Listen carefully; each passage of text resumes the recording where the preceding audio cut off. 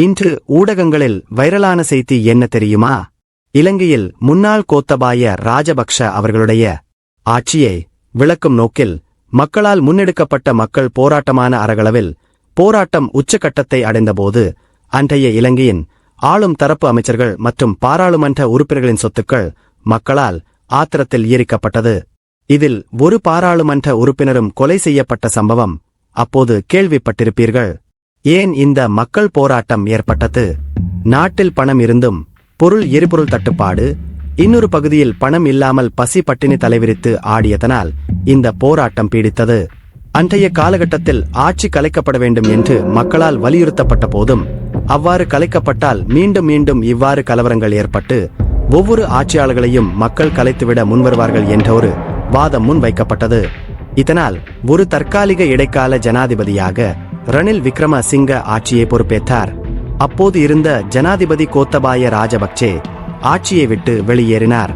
இதனால் நாடு ஒரு அளவு மீளெழுந்தாலும் நாட்டின் பொருட்கள் சேவைகளின் விலைகள் அதிகரித்த நிலையில் மக்களுக்கு பொருட்களும் சேவைகளும் கிடைக்க ஆரம்பித்தது.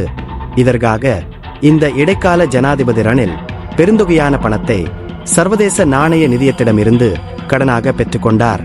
இடைக்கால ஜனாதிபதியான ரணில் விக்ரமசிங்க ஆளும் தரப்பு அரசியல்வாதிகளின் ஆதரவிலேயே வெற்றி பெற்று இடைக்கால ஜனாதிபதி ஆகினார் என்பது இங்கு குறிப்பிடத்தக்கது. இவர் ஆட்சி பொறுப்பெடுத்த பிறகு இந்த மக்கள் போராட்டத்தினால் எரிக்கப்பட்ட அரசியல்வாதிகளின் சொத்துக்களுக்கு இழப்பீடு வழங்குவதாக குறிப்பிட்டார். இதன் போது மக்கள் தரப்பில் அதிக எதிர்ப்புகள் இருந்தது. அதாவது இந்த அரசியல்வாதிகள் மக்களின் பணங்களை முறையற்ற விதத்தில் அரசாங்கத்தில் இருந்து சுரண்டியே இவ்வளவு சொத்துக்களை சேர்த்தார்கள். ஆகவே இவர்களுக்கு இழப்பீடு வழங்கக்கூடாது என பலர் எதிர்ப்பு தெரிவித்து வந்தனர். நாட்கள் செல்லும் போது பெரிதாக விடயம் ஊடகங்களில் பேசப்படவில்லை.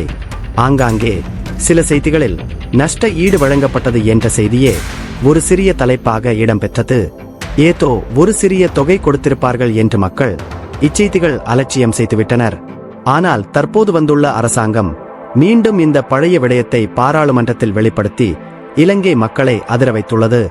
அதாவது இந்த மக்கள் போராட்டத்தினால் சொத்துக்களை இழந்த அரசியல்வாதிகளுக்கு இழப்பீடாக பல லட்சங்களை கோடிகளை அள்ளி வழங்கியுள்ளது என்ற செய்தியை பாராளுமன்றத்தில் நேற்று வாசித்து இலங்கையின் 2 கோடி மக்களையும் வியக்க வைத்துள்ளது இந்த அனுர அரசு. 43 அரசியல்வாதிகளுக்கு சுமார் 122 கோடி ரூபாய் முன்னைய அரசாங்கத்தினால் இழப்பீடாக பங்கு வைக்கப்பட்டுள்ளது என்ற செய்தியை அமைச்சர் நலிந்த ஜெயதிச என்பவர் விபரமாக பாராளுமன்றத்தில் வாசித்தார்.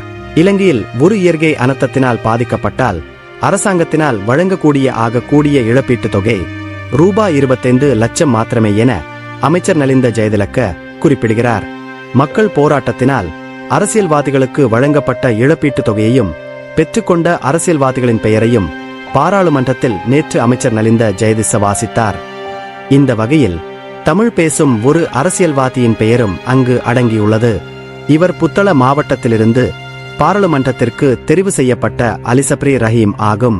இவ்வாறு வழங்கப்பட்ட இந்த 122 கோடியை பற்றி சிங்கள பத்திரிகையான லங்கா தீப இவ்வாறு கூறுகிறது.